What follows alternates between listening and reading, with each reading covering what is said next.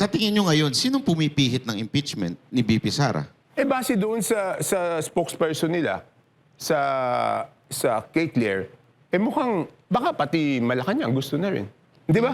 Bakit ganun? Nagpa-interview lang ako sa impeachment. Galit na yung spokesperson nila. Di yata nakatulog.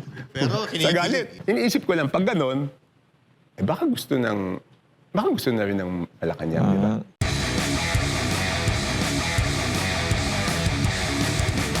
Pero kung that's the way na nangyari, but until now, ganun pa rin ang nangyayari. Which is, di ba, sana, nawala na si Romualdez.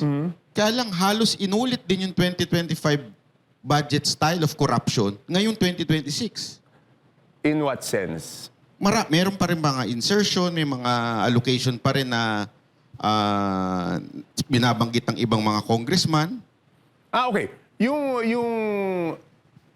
Dito sa BICAM dito, walang insertions. Wala akong alam na insertion. Di ako member. Pero bigyan ko lang ng chance na i-clarify. No? Alam mo yung mga kalaban ko, o yung mga kakampi ni Martin. Kasi di ba ang dami niyang trolls Every time sigurado ko, pagkatapos ko mag-interview sa inyo dito ngayon, masaya na naman yung mga trolls niya kasi kikita na naman sila Bawat banat yata, merong, ano yun So, tinitira nila ako dun sa 2026 budget kasi sinasabi na nag-insert daw ako ng 900 plus million o amount. Ang totoo kasi niyan, may minimum bawat isang distrito. So, nabotas, ang minimum dapat is 1.410. Tapos, nung dumating si Sec Vince, naging 326.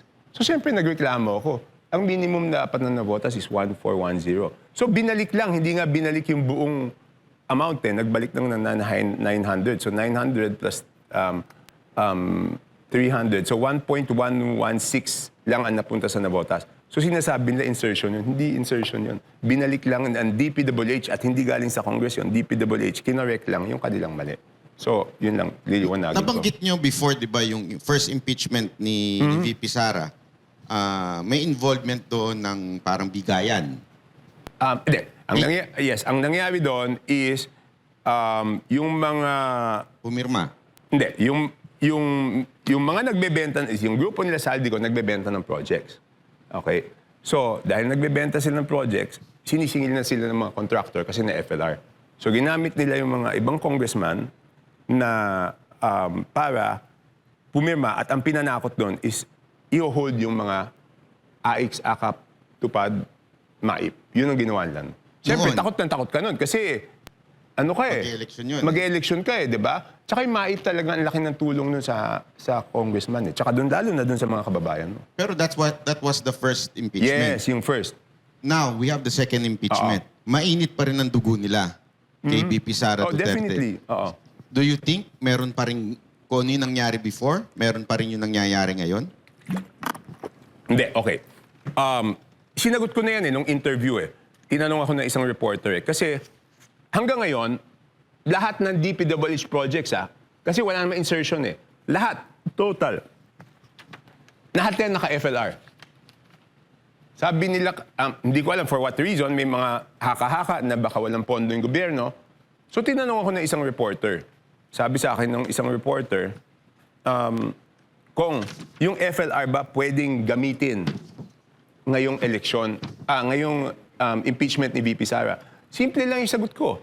Sabi ko, pwedeng gamitin, di ba? Pero kung gagamitin o hindi, malalaman lang natin pagkatapos ng botohan kung yung mga bumoto ay rinilis yung pondo at yung hindi bumoto ay hindi rinilis yung pondo, mako-confirm natin. Pero after the voting pa. Yun, sinabi ko yun. O galit na galit yun. Would you take part in exposing after na magkaroon Definitely. Walang problema. Walang problema. But do you think makakabuo sila ng numero? 106,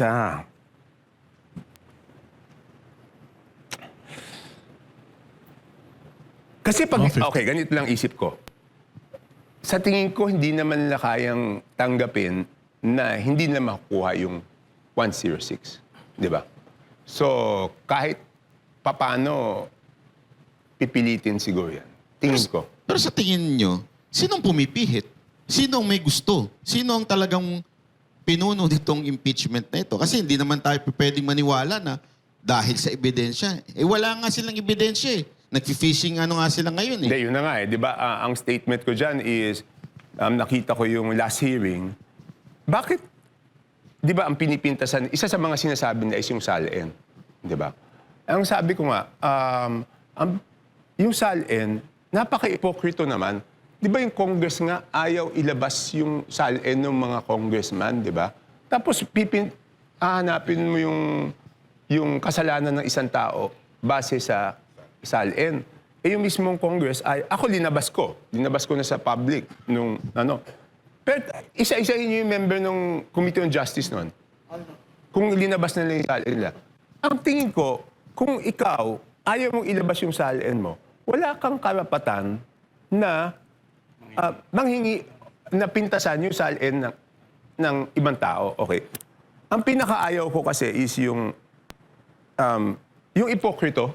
Di ba? Number one, ipokrito. Number two, yung double standard. Alam mo, yung double standard, ang pananaw ko, ang double standard, dyan nagsisimula lahat ng kalokohan eh. Because bakit ko sinasabing dyan nagsisimula lahat ng kalokohan? Di ba kaya nga, nakita ko dyan, tinatanong niyo ako doon sa 8 plate, di ba? Yung 8 plaka. Bakit ba ayaw ko ng 8 plaka? Kasi pag sa maliliit na bagay, iniisip mo, iba ka doon sa ordinaryong mamamayan. Hanggang sa malalaking bagay yan, iisipin mo, iba ka. Yung 8 plate gives you a sense na iba kami. 8 yung plaka. Kaya ako ever since nag-congressman ako 2010, never ko kinuha yung 8 plaka. So, ano ba yan?